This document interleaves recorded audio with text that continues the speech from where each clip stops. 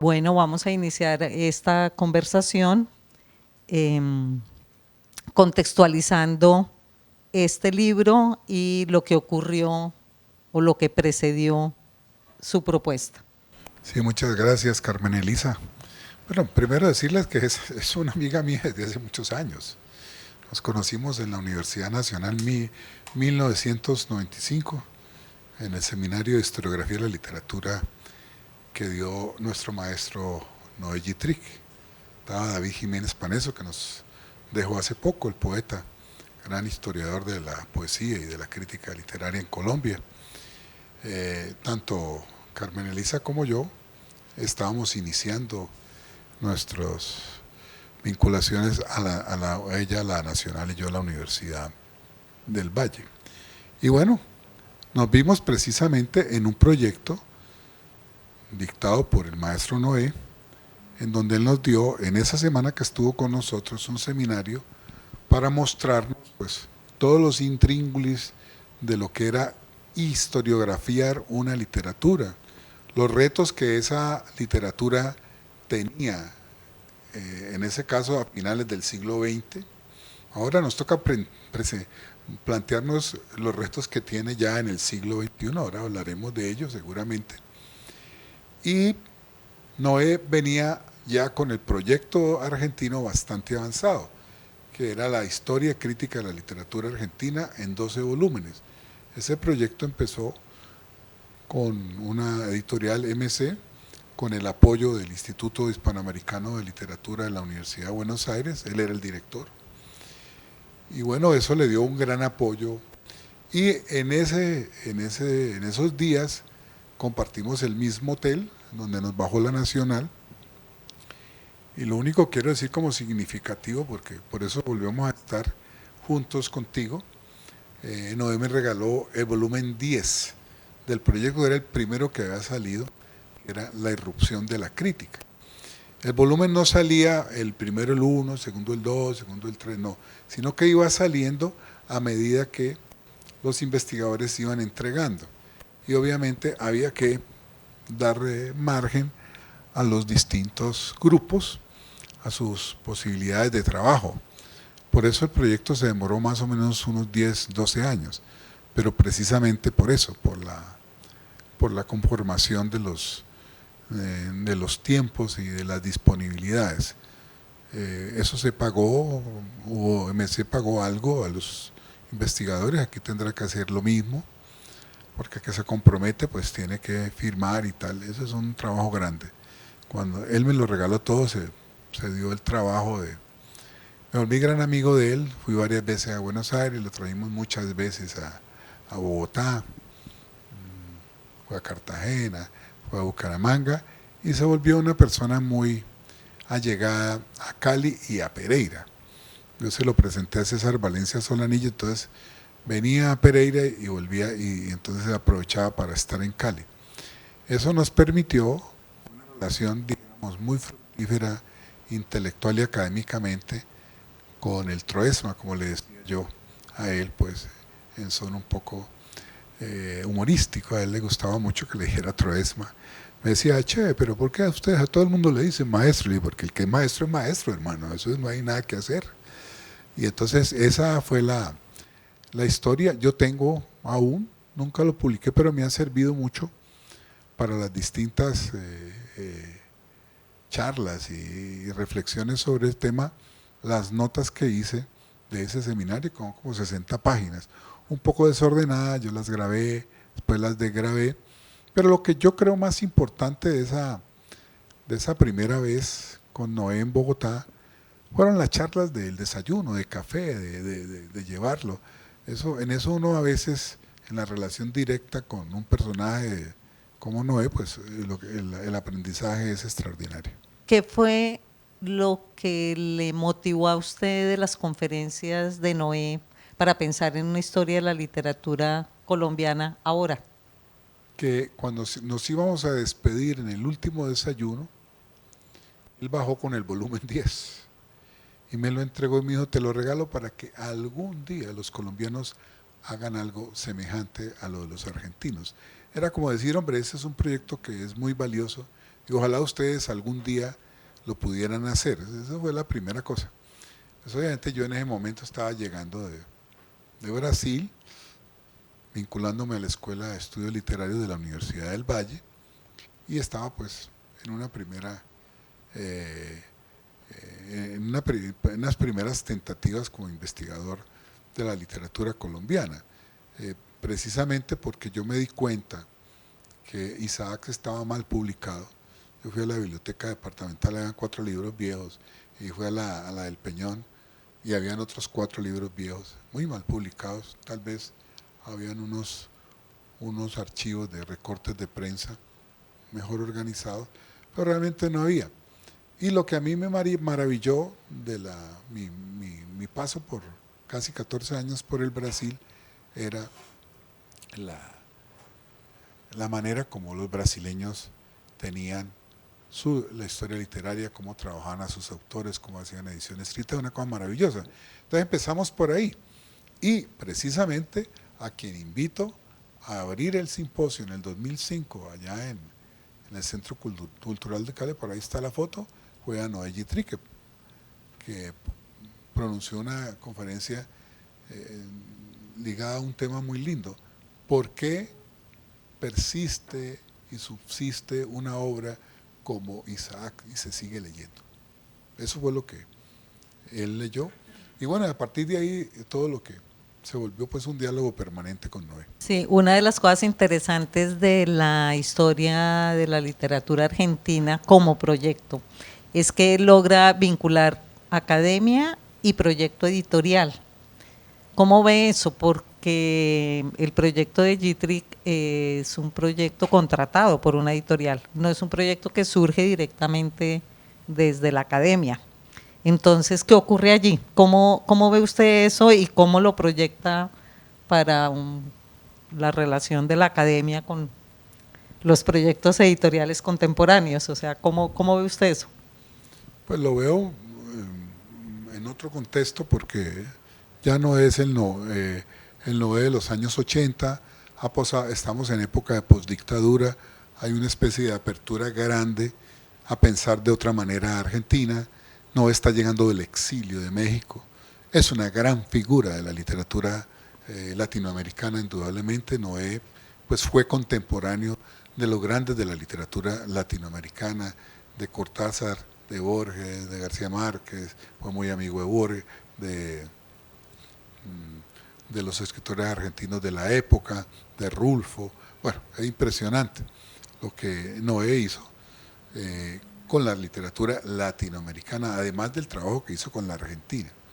Entonces, la historia es muy sencilla. Él estaba un día en una librería grande, de esas de viejo y de nuevo, que hay en el centro de Buenos Aires, y un amigo le presentó al editor de MC, y entonces el tipo le dijo: hombre, Noé, qué interesante usted, y le dijo: hombre, nosotros como editorial estamos interesados en que se publique una historia de la literatura argentina, ¿usted qué le parece? Y tal. Le dijo: no, pues llámeme, yo veo a ver. Claro que yo no soy el más indicado, porque yo nunca he creído en las historias de la literatura argentina. Él era muy descreído, y en uno de los libros posteriores de reflexión, él lo dice. Y lo dice por qué, y los retos, que en esa época son unos, en esta época son otros, sobre todo con las nuevas tecnologías, sobre todo con la hiperespecialización de los estudios, que es enorme, y sobre todo por la existencia hoy de las redes. Yo busco hoy, por decirles algo, un escritor contemporáneo colombiano, y encuentro mucha cosa de él, se circula en la red.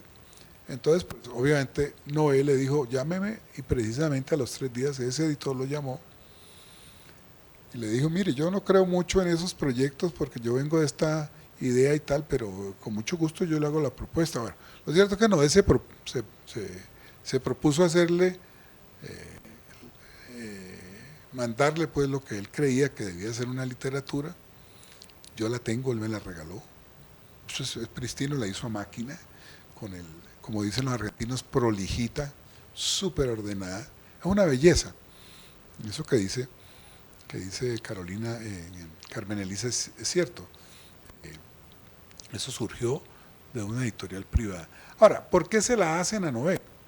Porque Noé no solamente era una figura de la literatura argentina y latinoamericana que estaba de regreso a Argentina, sino que lo vuelven a vincular al puesto que le habían quitado en la Universidad de Buenos Aires y le dan la dirección del Instituto Hispanoamericano de Literatura en la UBA, en la Universidad de Buenos Aires. De modo que él tenía eso. Esa fue una de mis objeciones cuando me planteó de nuevo el tema en Buenos Aires. Y le dije, mira, es que primero ni yo soy Noé Yitric, y segundo, pues yo en ese momento no tenía una cosa muy clara con el Caricuervo. Entonces estaba Cabarcas, una vaina muy diferente a lo que se va a dar con Carmen Millán y con Carmen Elisa Costa. Ha habido un viraje enorme en la perspectiva de la literatura colombiana y eso es fundamental. Entonces Noé tenía esas ventajas. Yo le decía, no somos medio chévere, pero son equipo, claro, sí, tal. Ahí nos la pasamos más de 10 años, él iba, yo venía y tal. Y el Troesma insistió, hicimos el primer plan, venía a Cali al homenaje y se me murió en Pereira de una isquemia cerebral. Pero ese más o menos, él leía, remato la respuesta, entonces aquí ¿qué vamos a hacer? Aquí, lo hablé también mucho con él, aquí toca considerar la dimensión, dijéramos, de las nuevas tecnologías. Nosotros tenemos que tener, por supuesto, una gran plataforma virtual en donde podamos colocar a disposición de profesores, de investigadores, esos volúmenes, esos artículos, esos ensayos. E inclusive podamos trabajar cosas que hoy se pueden hacer muy bellas. Porque uno de los temas que más le preocupaba a Noé en nuestras últimas conversaciones es que me dijo, mira, hicimos 5.000 ejemplares, están en bibliotecas, en expertos, pero no han bajado a la educación, no han bajado a los maestros. Y eso de la única manera que se logra es con lo que has hecho tú con Isaacs. Así baja. O sea, el viejo se murió con la espina de que tenía que hacer bajar todo eso. Entonces usted tiene esa espina que le genera la lectura y la presencia de Yitric. Y nos invita a un evento el año pasado, noviembre, en el cual participamos una serie de investigadores e investigadoras de distintas universidades con unas características, digamos, generacionales cercanas. Investigadores e investigadoras que provenimos de la universidad, que la mayoría estamos en áreas como la literatura, la historia, algunos escritoras y escritores, y nos propone algo que denomina la patria literaria. Vamos por partes, entonces vamos a pensar en este libro, que es el que nos convoca hoy, y el libro tiene por título La patria literaria, bases para una historia crítica de la literatura colombiana. Como vamos por partes, bueno, vamos a escuchar qué es esto de la patria literaria y cómo lo piensa inicialmente, y a partir de ahí pensar por qué historia crítica, porque el libro tiene esta denominación, puesto que, y hago la pregunta un poco a raíz de la experiencia de esa reunión, en la cual ese horizonte de la historia crítica era el punto crítico para pensar un proyecto futuro. Sí, no, el seminario lo llamé La Patria Literaria porque el primer volumen de la obra realizada en Argentina se llama La Patria Literaria y empieza por el conflicto que está en el entenado de la flecha que le rompe la garganta a un conquistador. Y entonces ellos consideran que ahí está el conflicto de la literatura argentina. Es un volumen muy interesante. Bueno, allá el concepto no tiene lo que posiblemente puede tener aquí de ciertas reticencias con el concepto. Entonces terminamos en una de nuestras reuniones, bueno, yo les dije, listo, si no les gusta el concepto, vamos a ponerle Colombia Literaria, y se acabó, eso no tiene ningún problema. La patria literaria nos unía mucho al proyecto de don Álvaro, cosa que nos crea a nosotros cierto, ¿no? Esa fue la inicial, la reacción de algunos investigadores. Y entonces yo les dije, no, pues si el problema es de nombre, le cambiamos eso. Esa fue la razón. La historia crítica pues también viene de la misma perspectiva de Noé, porque crítica en el sentido de lo que planteaba Noé era hacer algo completamente diferente a lo que se había hecho en las historiografías anteriores de la literatura argentina. Él plantea la de Rojas, plantea una serie de eventos. No sé si no leer a Borges, esa revista El Hogar, donde él hacía cosas para señoras, y él se estaba permanentemente refiriéndose a esa que fue la gran historia de la literatura argentina por allá de los años 30, 40. Y realmente las historias de la literatura se vuelven un referente en un país, porque están ligadas al sistema educativo, están ligadas al sistema cultural. El poder las define, o sea, eso no tiene discusión, ¿me entiendes?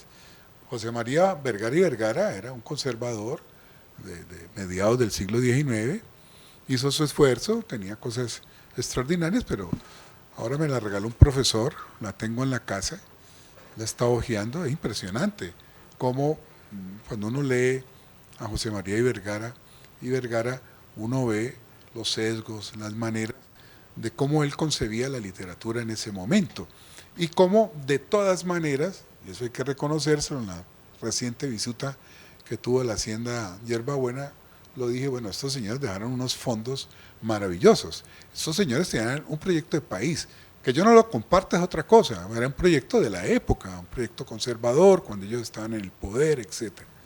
Y después viene la regeneración, que es otro gran periodo, y viene todo, pues, el control de sobre todo de los colegios y la alianza del Estado con la Iglesia. Yo no creo que a lo largo del siglo XX se han hecho unos esfuerzos muy importantes.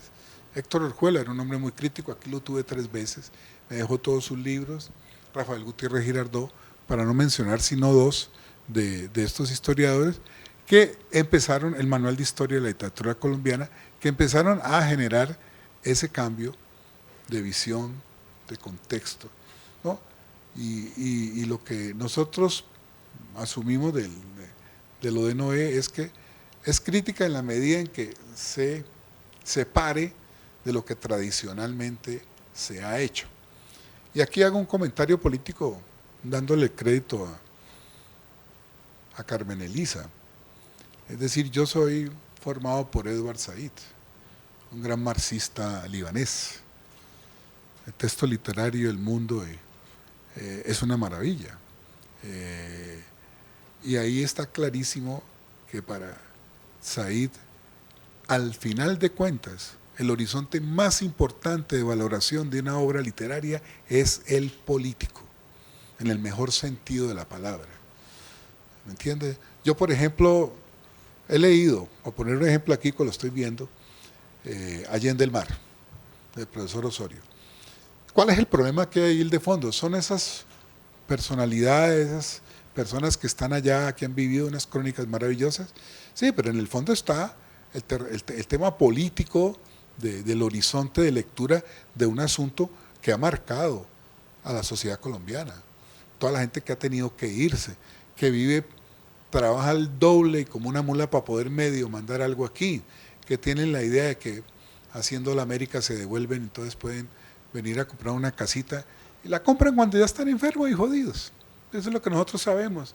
Y eso nos ha pasado con tíos, con primas, con hermanos. Hace 6 años mi hija se fue con el sueño americano. Ella me cuenta y todo, pero es muy difícil y les toca doblarse. Entonces, el sueño americano tiene mucho que ver con todo eso. Entonces, la dimensión política de la interpretación es muy clave, sobre todo en esta etapa. Nosotros tenemos una creencia en el gobierno del cambio. Yo creo que si en algún campo podemos introducir realmente un cambio, es en hacer una historia crítica que se aparte, dijéramos, de esa tradicionalidad de la literatura. En este libro hay algo que es fundamental y usted lo señalaba con el ejemplo de Vergara y Vergara. ¿Quién escribe la historia? Es la pregunta. quiénes son las personas que tienen la habilidad, destreza y legitimidad o están legitimadas socialmente para decir algo sobre el pasado. ¿Cómo se construye ese pasado y cómo hay una voz que construye ese pasado y se articula con otras voces para hablar de ese pasado? En este trabajo, y así lo vivimos en el encuentro de noviembre, las voces que construyen ese pasado tienen un papel fundamental, quizá por eso resuelve hacer entrevistas. ¿Quiénes son esas voces y cómo se legitiman esas voces? Porque, claro, la historia como una práctica de discurso, es una práctica política, lo está señalando usted, y la literatura también lo es. Entonces, ¿cómo se juegan estos dos lenguajes, el de la historia y el de la literatura, en la selección de unas personas? Aquí hay un grupo seleccionado, pues probablemente podían estar más personas allí, pero pues es un libro. ¿Cómo ocurre esto de la construcción de la voz de los historiadores y las historiadoras? ¿Quiénes están legitimados para hacer eso? Porque probablemente todos nosotros nos preguntamos, pero ¿y por qué le está dando voz al pasado? ¿Quién tiene esa habilidad de darle voz al pasado y desde qué horizonte se ubica? Hago esta pregunta, veo su sonrisa, porque claro, es la pregunta que nos estamos haciendo ahora cuando pensamos en esa historia crítica de la literatura colombiana. Muchos escritores nuestros, como Juan Gabriel Vázquez, por decir alguno, el propio William Ospina, los costeños, han hecho novelas históricas, Zapato Olivella. El mismo Gabo no se aísla de ahí. Es decir, él hace una gran novela sobre Bolívar, sobre el general en su laberinto, ¿no? Eso es una cosa maravillosa. Es revisar nuevamente esa historia que nos han contado. La generación de mitos de los años 50 se planteó eso, revisar los mitos nacionales. Después vino Zapato Olivella con Letras Nacionales a tratar de ver qué nuevas voces habían críticamente, sobre todo privilegiando las regiones. Por eso le hicimos un simposio a Letras Nacionales aquí hace 2 años. Entonces, se viene trabajando mucho en la Academia Colombiana. Desde las épocas de Noé, los programas de literatura de la Universidad Colombiana comenzaron a tener pregrados, maestrías y más recientemente doctorados. Y comenzaron a tener a la literatura colombiana como objeto de estudio. Yo dirigí durante 12, 14 años la revista Poligramas y cuando la veo es impresionante lo que hicimos nosotros, o lo que hicieron ustedes con Teoría, o lo que hicieron los antioqueños, lo que hizo la Javeriana, los Andes. O sea, y uno que ve ahí que la academia estaba poniéndose al día en reflexionar y en estudiar la literatura colombiana. No solamente la actual, sino la colonia. Surgieron varios expertos en colonia, la gente que trabaja el 17, el 18, el 19. Y hoy uno se queda aterrado en la cantidad de especialistas y de desarrollos que tienen los estudios colombianos. Esos están ahí, se pueden consultar, pero ¿qué es lo que se necesita? Que todo eso confluya en un gran relato, muy bien armado, muy bien organizado, que es como la tarea que nos hemos puesto. Y decidimos pues traer algunos investigadores colombianos, no a todos porque no podíamos y muchos no pudieron venir. Por ejemplo, yo quise traer a Carlos José Reyes para hacerle un homenaje, pero estaba muy enfermito, se murió anteayer. Ese señor es el patriarca del teatro colombiano, es una maravilla. Álvaro Pineda Botero, hablé con él y me dijo, Darío, yo estoy ya muy viejo, tengo 84 años, yo no he vuelto a escribir nada, mis libros, pero no, yo honestamente no voy. Y así invité a una gente más joven que hubiese podido venir. O sea, invitamos a los que podían en ese momento. Pablo Montoya, por ejemplo, que estaba trabajando hace una década el proyecto y me había invitado, me dijo, no Darío, yo no puedo ir, yo estoy en Caracas, después me voy para tal y así. logramos invitar los que invitamos y el criterio de las entrevistas fue hacerla con los investigadores de afuera que estaban aquí, pensando que los demás los hacíamos después. Y con una ventaja, ese seminario, ese simposio, lo hicimos con el respaldo del ministro de Cultura, Juan David Correa, que da la casualidad que es un editor, que es un escritor y que estudió literatura en la Universidad de los Andes, hizo maestría y doctorado, y además de eso, pues, ministro de Cultura de Colombia. Entonces yo fui y le conté y me dijo, no, Darío, listo, ¿en qué te puedo ayudar? Me dio pasajes, me dio esto. Y entonces le dije, bueno, pero entonces tú abres conmigo el simposio y hacemos una entrevista, y realmente la entrevista es muy buena porque es un hombre que está por dentro de la literatura colombiana. A veces no hay que, Carmen Elisa lo sabe, que lo trata a diario, con Juan David no hay que explicar mucho, es un hombre muy agudo, muy inteligente y además con una experiencia editorial de más de 30 años. Estuvo en Planeta, tuvo editorial personal y le ha cogido como el pulso a la literatura colombiana, las opiniones que tiene. Y de ahí para abajo, pues nosotros, Carmen Elisa, Ariel Castillo, el gran investigador de la literatura del Caribe, César Valencia, que toda la vida trabajó en eso, Alberto Bejarano, un joven investigador del Cari Cuervo, Aleida Gutiérrez Mabesoy, la invité por su tesis doctoral sobre la novelística reciente de Colombia, Fabio Rodríguez Amaya, que está en Bérgamo, ¿no? Adelaida Fernández, una escritora que ha ganado varios premios, pero que también ha hecho historia, Juan Manuel Espinosa, bueno, de los que están aquí, Juan Guillermo Gómez de la universidad. A esos fue los que tuve aquí y fue los que pude traer. ¿Qué les pregunté? Bueno, después de todo esto que estamos discutiendo aquí, ¿cómo ven ustedes esto de hacer una historia crítica de la literatura colombiana? ¿Qué les parece? ¿Cuáles son las énfasis que debemos dar? Y todo el mundo se despachó con muy buenas reflexiones y preguntas. Tenía que quedar la historia, y lo estoy haciendo aquí en la Universidad del Valle, en mi escuela, precisamente porque esto va a quedar como un registro de este primer proyecto, o sea, del primer paso. Antes ya habíamos dado muchos pasos con seminarios en Bogotá, con seminarios en Medellín, estuvimos uno en Barranquilla, estuvimos en el Caribe, y se había avanzado. Y se tiene una cosa que yo hoy considero es que la Academia Colombiana ha avanzado muchísimo en los estudios de la literatura regional. Usted va al Tolima y tienen, usted va a Nariño, va a Risaralda, va a Antioquia. Tiene cosas maravillosas. O sea, Colombia está muy preparada para que la Academia Colombiana, la Academia Literaria Colombiana, que es la llamada, la especializada, pueda dar su aporte a este proyecto.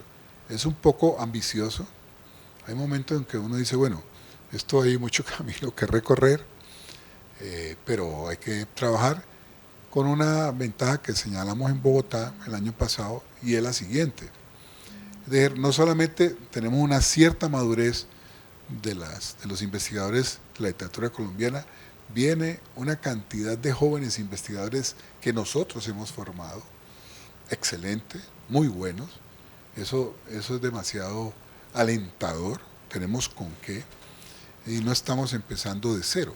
Entonces, hay muchas condiciones y tenemos en este momento la posibilidad del apoyo nacional del Cari Cuervo. Vamos a desarrollar un doctorado en historiografía de la literatura colombiana, lo vamos a hacer con el Caribe, lo vamos a hacer con la Universidad Tecnológica y con otras.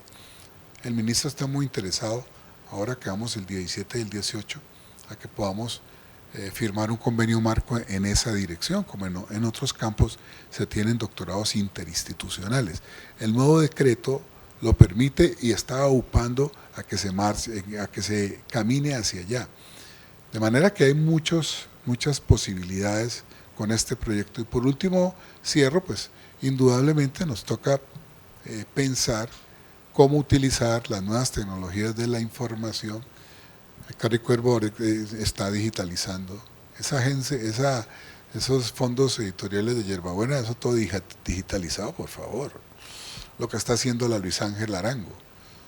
con el laboratorio, que lo pusieron a nuestra disposición, lo que tiene ya realizado la Biblioteca Nacional, las bibliotecas internacionales, las españolas, las gringas. O sea, nosotros tenemos muchas posibilidades de que un proyecto de esta naturaleza pueda pueda salir adelante. Ahora es difícil, hay que trabajarlo, hay que tener paciencia, hay que tener, ¿cómo se dice? Los brasileños dicen que tener mucha finta, o sea, esa es una expresión del fútbol brasilero, hay que tener finta, amague, porque hay que cuadrar a mucha gente, a muchas visiones. Hoy Carmen Elisa les dijo a unos profesores, hombre, las posiciones diferentes van a entrar todas, porque es que aquí no se trata de una construcción única, monológica, se trata de darle lectura a un proceso complejo que es la configuración de la literatura colombiana desde siempre, no solamente la colonia, lo que había antes, y todo esto choque y todas estas tensiones. Hoy podemos tener una visión armada mucho más rica y mucho más compleja que, por ejemplo, la que tenía José María Vergara y Vergara, por supuesto, o la que tiene Gómez Restrepo, o la que desarrolla Rafael Gutiérrez Girardot, por supuesto, que es buena en muchas cosas, o la de un hombre tan maravilloso en sus investigaciones que hizo un aporte como Héctor Orjuela. Dejo de lado otros, pero esa es como la perspectiva. Yo llevo ya más de 2 años revisando todo, bibliografías, para empezar a construir. Y porque finalmente eso fue lo que recibí de Noé, pero antes había recibido de la Academia Brasilera, de Antonio Cándido y de Coutinho, que es una belleza de proyecto, las 6 volúmenes, todo eso lo tengo. Entonces yo recibí, digamos, eso y siempre me quedaba, oye, y en Colombia eso, ¿por qué no se hace? Y por ahí iba. Ahora pues tenemos unas condiciones muy favorables. Sí, yo creo que Darío está planteando algo que es central para este trabajo que estamos iniciando, y es que, ¿qué quiere decir estar preparado? Cuando usted dice, creemos que ya estamos preparados. Yo pensaría, y es algo en lo que he creído siempre, que estamos preparados para trabajar de manera colectiva. El trabajo en grupo, en la investigación y en la academia es central. Y en esa reunión se mostró que estamos preparados y preparadas para trabajar en grupo. Fue muy interesante y quizá también recibió críticas por eso, que era no iniciar con preguntas de base, sino que los que estábamos congregados en esa reunión, todos teníamos ya investigación de muchos años. Entonces este punto es central para iniciar el proyecto. Eso no quiere decir que no va a haber personas jóvenes en el proyecto. Sí se partió de algo que requiere la práctica cultural y es reconocer el trabajo desarrollado. Y ese punto yo pensaría que fue central en esta parte inicial del proceso. Posteriormente quizá, o quizá no, seguramente se va a desarrollar un trabajo de diálogo con aquellas otras tradiciones que se han ido construyendo posteriormente. Aquí en las entrevistas se encuentra eso, una seguridad de un camino recorrido, y esto pensaría yo que es un acierto en el trabajo. Sí, por supuesto, y lo que enfatiza Carmen Elisa es primero partir de un trabajo anterior muy importante ya realizado, esto no estamos empezando de cero. 2, esto que dice de los jóvenes investigadores van a llegar, porque ¿cuál es el cambio que introduce la propuesta de Afrânio Coutinho en Brasil, la propuesta de Noé Gittrich, la misma propuesta de Ana Pizarro con los 3 volúmenes de la historia de la literatura latinoamericana, que tuvo unas reuniones previas en Sao Paulo y creo que en Chile, que se llamaban La literatura como proceso? Yo tengo unas copias viejas, Ahora Carmen Elisa me regaló las ediciones en PDF muy lindas, hay que revisarlas, porque esas son buenos referentes anteriores del trabajo que hay que hacer, ¿me entiende? Entonces, yo creo que hay con qué, en ese sentido estamos preparados porque creemos que hay mucho desarrollo en nuestras universidades, no solamente públicas, sino privadas, y en nuestras universidades extranjeras.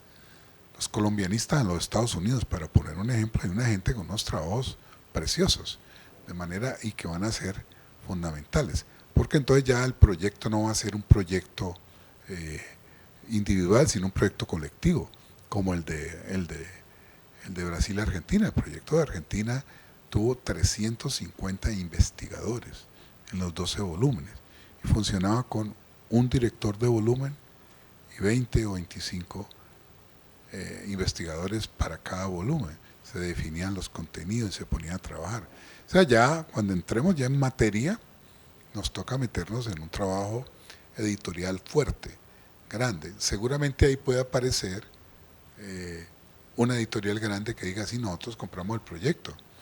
O Carmen Elisa consigue la plata con el ministro de Cultura y le pone a eso, le pone, eso vale una plata. Él me preguntó y le dije, pues, yo no creo que sea difícil que Colombia le meta 3, 4 mil millones de pesos a este proyecto. No es un gasto enorme, es simplemente darle a Colombia una cosa impresionante. Ya se hizo con la Biblioteca Afrocolombiana, ya se hizo con la Biblioteca de las Mujeres, ya se hizo con la Biblioteca Indígena.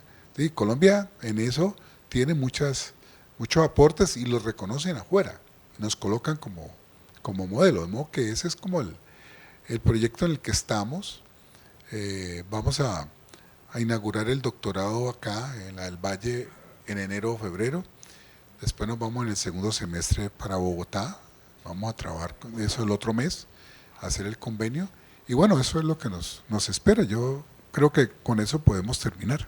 Me gustaría saber si para este proyecto de investigación se ha pensado en un marco teórico en conjunto, o digamos que ya esas consideraciones van de acuerdo con cada investigador, también el proceso metodológico y las líneas de investigación, si las han definido también en algunas temáticas. No se ha pensado en un marco ni en una decisión individual. El trabajo se está iniciando y las primeras reuniones que vamos a tener ahora en octubre es para discutir lineamientos iniciales. Digamos que no consideramos que es un trabajo que podemos enmarcar. A mí me llama un poquito la atención de lo que decían y sacaba que no es propiamente una historia de la literatura colombiana, sino una historia crítica. Por eso, ahora que respondí a las preguntas, decías una historia que sirva para algo, ¿no? Pero cuando decían patria literaria, me venía a mí la idea de nación. Y yo decía, ¿cómo entra a funcionar ese concepto de nación, digamos, en esos lugares donde hay muchas tensiones, donde hay mucha marginalidad? Entonces, pensaba en autores como Esther Simanca o Freddy Chicangana, que precisamente los va a traer la escuela. Esther Simanca, que es de La Guajira, y Freddy Chicangana, que es Yanacuna, de la etnia Yanacuna. Entonces, mi pregunta era más encaminado a eso, ¿cómo van a resolver esas tensiones con un concepto pues tan abismal que es la nación, ¿no? Justamente no se trata de resolver tensiones. Probablemente, y estoy hablando de algo que todavía no existe, puede que después de la reunión de octubre piense otra cosa. Justamente se trata de exponer tensiones y en esa medida el asunto sobre la nación se pone en cuestión indiscutiblemente, y los dos ejemplos que tú señalas pues son centrales porque al parecer esas son otras literaturas que en las literaturas anteriores, no llamemos tradicionales, no me gusta mucho esa manera de señalar, en las historias de la literatura anteriores probablemente no tenían la cabida que deben tener, o desde las preguntas de nuestro presente deben tener. El profe menciona la necesidad de bajar a los contenidos a la escuela, de llevarlos a la media y a la básica. ¿Cómo se va a integrar Ministerio de Educación Nacional para ver si nos ayudan a romper a quienes somos docentes del magisterio los viejos determinantes curriculares donde la literatura colombiana la ubican en grado octavo, en esa visión piramidal donde literatura colombiana es octavo, latinoamericana noveno, décimo la hispánica y 11 la universal? Entonces, esa integración para que se rompa esa tradición que se ve reflejada incluso en los últimos desarrollos que han llamado derechos básicos de aprendizaje, matrices de referencia y estándares de calidad. Esa integración temprana para que se rompa esa idea infantilizante de la literatura colombiana. ¿Cómo van a integrar la propuesta hacia el Ministerio de Educación Nacional también? Bueno, yo creo que ese será un desarrollo posterior o paralelo en su momento con la parte educativa, porque la preocupación que tenía Noé era completamente válida. Y nosotros vamos a hacer una historia que baje, como lo hicieron los historiadores tradicionales. Henao y Arrula lo impusieron en las escuelas y colegios del país. La historia de Vergara y Vergara, porque hay un aparato educativo al servicio de todo eso. Yo creo que los cambios en una sociedad pasan también por ahí. Entonces es un reto bien grande el que se va a dar cuando se tengan estos nuevos desarrollos, estos nuevos contenidos, estos nuevos volúmenes, y cuando podamos permitirle a los profesores que eso quede de libre acceso en las plataformas virtuales. Ustedes no me lo están preguntando, pero uno de los aportes de la Escuela de Estudios Literarios, con todo, a la literatura colombiana es tener, primero, la obra completa de Jorge Isay y su valoración, y segundo, la obra de Manuel Zapata Olivella y su valoración, y la obra de 70 escritores del Pacífico y su valoración. Eso no se hacía antes, no se hacía. Entonces, y eso empieza a bajar a los colegios y tal. Si logramos tener una actividad más conjunta, más coordinada, pues por supuesto en eso podemos avanzar, pero el proyecto es muy grande. Hay algo que se va a resolver con el tiempo y son los distintos formatos. O sea que, claro, nosotros pensamos en historia de la literatura y pensamos en los volúmenes de Gittrick, ¿no? Y hay algo que es, digamos, ya casi no es objeto de discusión, y es cómo el discurso académico es un tipo de discurso que tiene el valor de ser discutido en su lenguaje con los pares de ese discurso. O sea, eso es valioso en la producción de conocimiento. En esa medida, el discurso que se emita probablemente va a estar en el primer nivel de discusión, que es el académico.